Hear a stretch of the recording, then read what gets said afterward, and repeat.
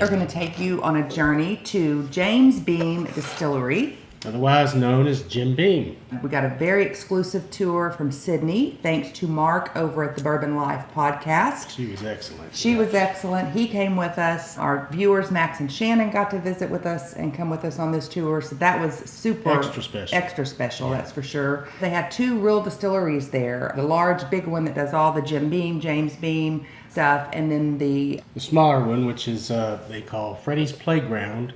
And they do small which is batch, really like called 50 Fred B. barrels. No.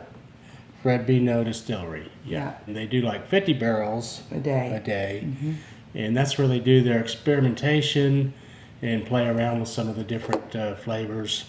And they have their own granary mash bills and distillers there. Distillers. Really cool. Hope you enjoy this journey.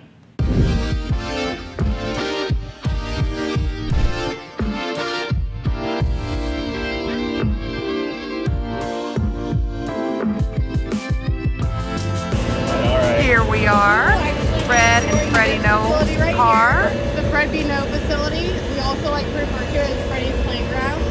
The only thing being made here is bookers, bakers, and a lot of innovations. We're playing around with different grains that distilleries either barely touch or have never touched, as far as like Danko rye, some kind of Kaylee, cocoa rye, cocoa malt. It's been a really good time. They do about 2,000 barrels a day, and over here it's just 50 and 60. So we're just drops in the bucket, but it makes it way more personal and way cooler that we get to get up close and personal with the process. Part of our portfolio is a completely independent facility. So we have our own granary, mash cookers, fermenters, still, barreling. The only thing that we're not doing here is bottling. So this yeast has been 87 years in the making.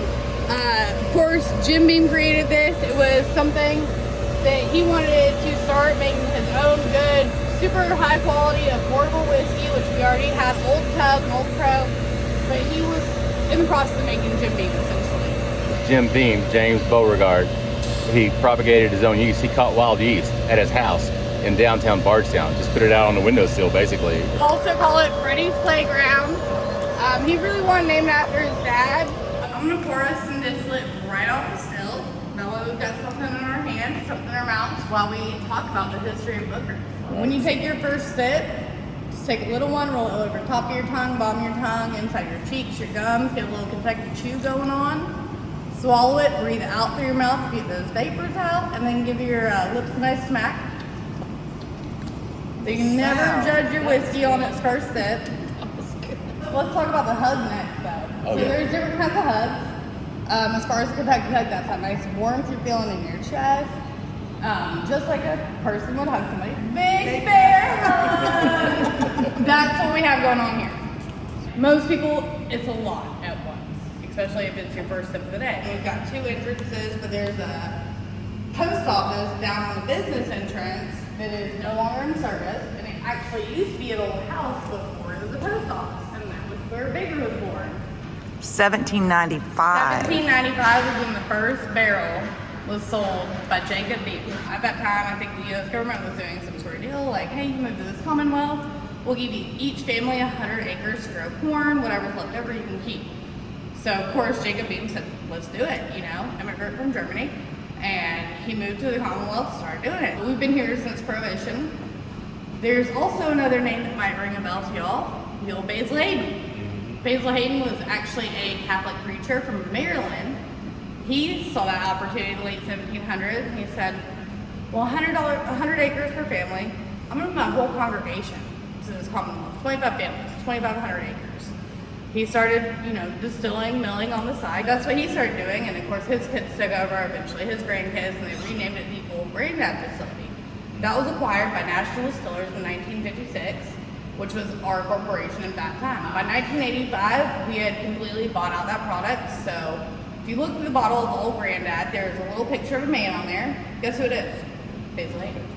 There was a time when corporate figured out what Booker was doing, because that was a product that was never supposed to go to market. He started doing it in 1979, and ended up going out to market and being on the shelves in 1988. This was something he made for himself, his friends, neighbors, and then it was a Christmas present for all the Jim Beam distributors. In the mid-80s, vodka was super popular, so was gin. And corporate's response to this product, we love it, put it on the market, but we want you to chill filter it and we want you to proof it down. That letters Booker's response to that answer. All right, y'all, so where do you go? So this one's a little bit older. Y'all are more welcome to okay, so this one's still real sweet. Like you said, it's only 26 hours. We do it 72 hours. So this one, we're going to put it light. We're going to go back even earlier. Next stop is going to be the still. So we'll go this time.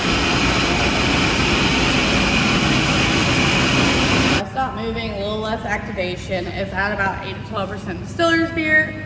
We removed, whatever CO2 is coming into that building, and it's going to come in about 3/4 of the way up the still, and it's going to slowly move down over 17 preparated trays. Simultaneously, we're going to pump a lot super hot steam. It's going to capture all those alcohol vapors. We're going to move it into our low wine condenser. Cool it down with some water coils. It's going to put all that gas back into a liquid. We will then move it to our doubler or thumper, which is in the basement, which we actually get a good look at. And there it makes a ton of contact with copper at a super high heat. That's going to remove all those impurities and sulfides for us, and then we get our high wine.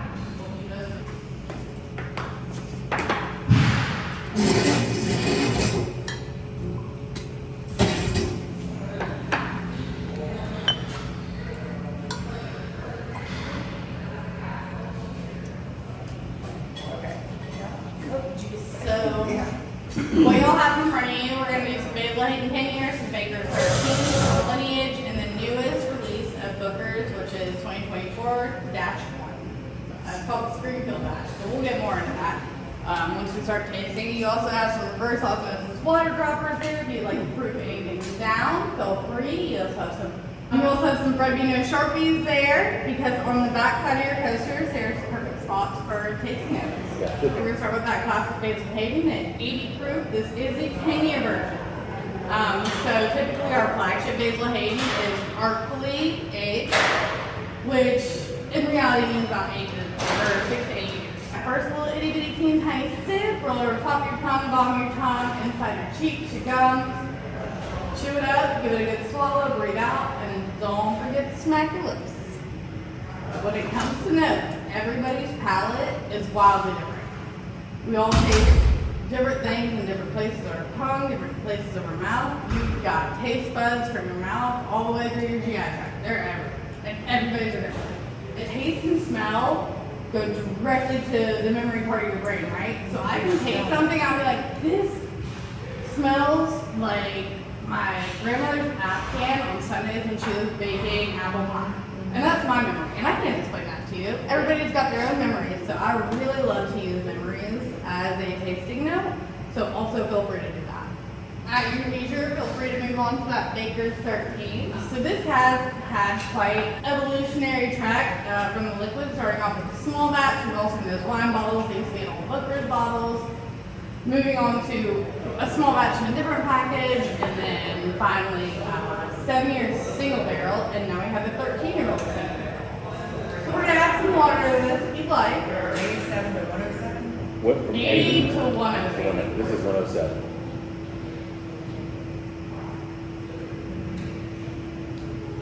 So Baker said 107 is his favorite. It's just enough to make him pucker up, but it's not so much to make you like grimace. Perfect proof for him. That's what he liked, and to honor him, that's what Booker made for him. Let's move on to that James Beam coaster. This is their very first collaboration. So it is a 15-year-old whiskey, sitting pretty at 111 proof, so we're not going too far up. I will tell you it drinks a lot smoother than the Baker's we described. Every single drop of this comes from warehouse hay on the second floor. Also, because it's 15 years, but it's aged really low, typically with something that old, you would think you're going to get, your rich flavors like your tobaccos and leathers and things like that. For this, not at all. It's very bright, it's very citrusy, but you still get a lot of that oak from the age in the barrel. All right, let's get into the real deal. So this is our newest release of Booker's. 2024-1. It is the Springfield batch, 7 years, 7 months, 8 days old, 124.5 proof. So Springfield batch was named after where Booker was born. I tried this for the first time yesterday because we just got this bottle. And I don't know if it's because I had that correlation with like the tobacco fields that he used to work in, but I did. Like that's the tasting note for me in there. Freddie, you got a moment? We have 1 second for a picture or two. Sure. I know you're We got to take our They wanna picture with grab it. Freddie No Jr. He was sitting in a meeting right behind the wall where we were doing the tasting, and he came out and was kind enough to take a picture. He is We're gonna do a one couple of the here. descendants, generations of Beam, and that was extra special. Really nice guy, really down to earth.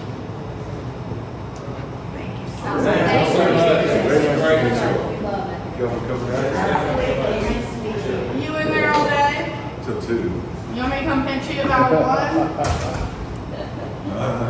So like I said, we went up and brewed it. We were just starting off with this. They burned my palate all the way I get there.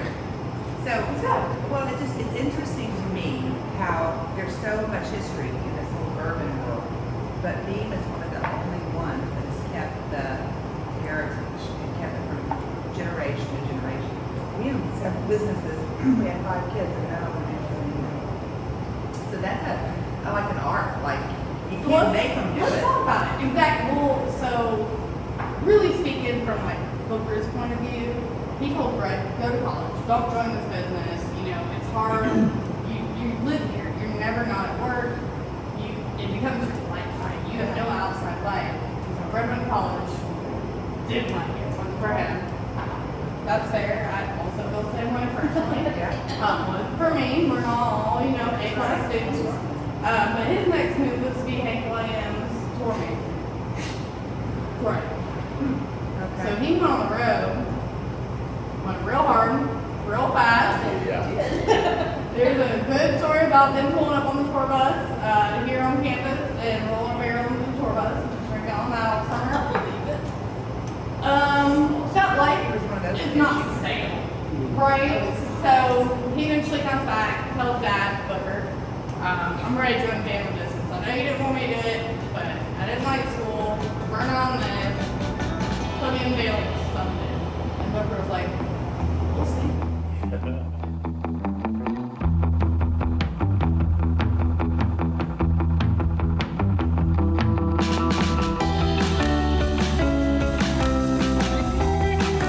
All these bricks are built first, and then we have walls in the ceiling literally just to prevent theft and weather.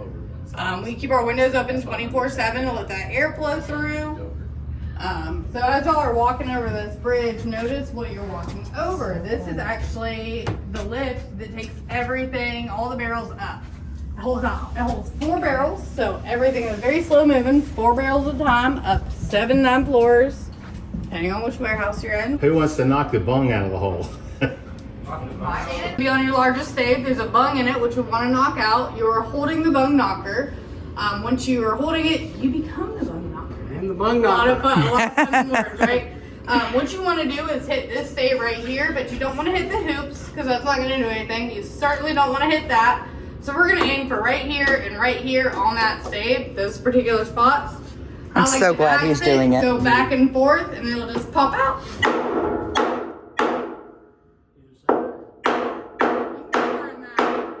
Oh, there you go. Alright, I'm gonna fill you up first because you're closer to me, man. This is the best kind of bartending, isn't it? It is, really it is. So this is basically a giant straw. Same way you'd pick soda up out of a straw when you were a kid. Put your thumb on the bottom, it holds it in there. Thumb off, pours it out. This will tell you everything that is in this barrel without having to taste it, minus the proof. So we got James Beam brands. It is a bourbon whiskey inside of here. D160P means nothing was distilled over 160 proof before we put it in the barrel. RC 53 gal means it's 53 gallon barrel. DSPKY 230 means we were the 230th person in line to get our distiller's license after Prohibition. Woo. And then we've got, this is going to say 16. B stands for February. If you use a J, is it January? Is it July? Is it June? So A, January, B, February, C, March, so on and so forth. So it tells me this was barreled February 27th, 2016, it came out of cistern 206. We have our RFID right here, which if I plug that into our handy dandy Excel sheet, which has 3.2 million barrels in it, it'll tell me the proof. It'll tell me exactly which warehouse it came out of, what floor, what rick, and what barrel it was out of that cistern. Color speaks a lot to complexity, so typically the darker it is means that the higher proof it is and the older it is. It's slightly darker than like that little honey bear you get at the grocery store, right? So we are in a traditional 9-story warehouse. So we have warehouses of all sorts. We have our traditional 7-story warehouses, also built like this. And those hold about 18,000 barrels, even though they're our oldest. They're some of our small. Our very new, modernized 7-story, like what you saw on the main road coming up, that holds 58,000 barrels. Now we also have escalator warehouses, which this whole middle row where we're standing, there's no floors in between here. It's all open. We also have masonry warehouses, which are made out of stone. And then we also have a couple of palletized. I want to show you all how we batch stuff. Right here we have a cut section of a warehouse. So if we took this warehouse, cut it in half, this is what it looks like. How we batch things, our large batches, talking about Jim Beam Black. We're gonna pull everything from the very top corner all the way to the bottom and back again from this top corner all the way to the bottom. Now is that all coming from one warehouse from a batch? Absolutely not. So I can pull the top one out of warehouse H, I can pull the middle one out of warehouse Q, I can pull this one from warehouse 1, I can pull this one from warehouse G, and it's just a mix. We just wanna make sure that consistency is perfect. That is a look inside a charred barrel. So that is a good example of, the Angel's share. You lose 10% your first year just due to it soaking into the wood. You lose a lot from that initially. And this is a total blanket statement. This is not true for every barrel. What happens down here is not happening up there. But as far as the middle of the road goes, you're gonna lose about 4% every year. It's a high one. We're at 50, so to put that into perspective, so you can see it's split into two. The last one we went to, we walked in the middle. This right here is Rick 1, goes all the way to 25, and back 26 to 50 on that side. So 1 and 50 are right next to each other. Okay. Warehouse 1 is located right next to a big lake. So it stays humid all the time. That lake is on this would be right there. So you're getting all that humidity, everything maturates a lot differently, get some funky stuff. We're gonna try Warehouse K, because we're here. Yeah. And I think, how lucky are we? Oh, that lucky. we were looking at, what was it, 5-6 year for the last one. Here we're looking at a good See the 10 years. So this turned 10 years old February 12th of this year. Oh, So wow. it's 10 years in a month. Say 13, 14. Very different. 10 years, 1 month, 2 days. Also, that proof is going to be much higher than what we tried before. It was distilled differently. It was aged in a different part of the warehouse than what we had before. Is this 30s or 40s? Another trick, especially in this warehouse, it smells a lot like whiskey, right? So it's really hard to get a nose. When it's real cold, we've had a very temperate winter this year, so we're very lucky. Right. But we bring people out here and, they're in their Canadian gooses, they're layered up, it's super cold, which means the whiskey gets cold because it's living in here, so you gotta warm it up with your hands, get on the patio, let the sunshine shine on it, and then you really get that good smell.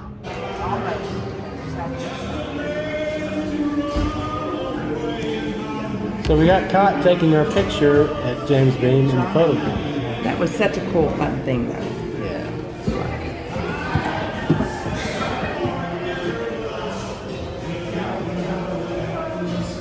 I love the back book and All right.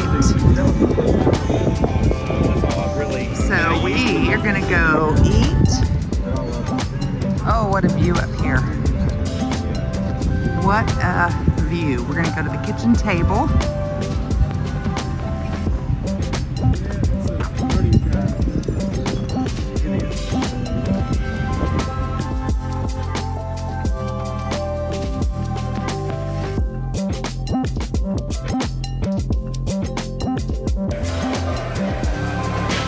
This is the kitchen table here at Beam. All right, so Shannon is having a mint julep been in Kentucky, Tennessee-ish area for a long time and never had a mint julep. Never. And what'd you get, Max?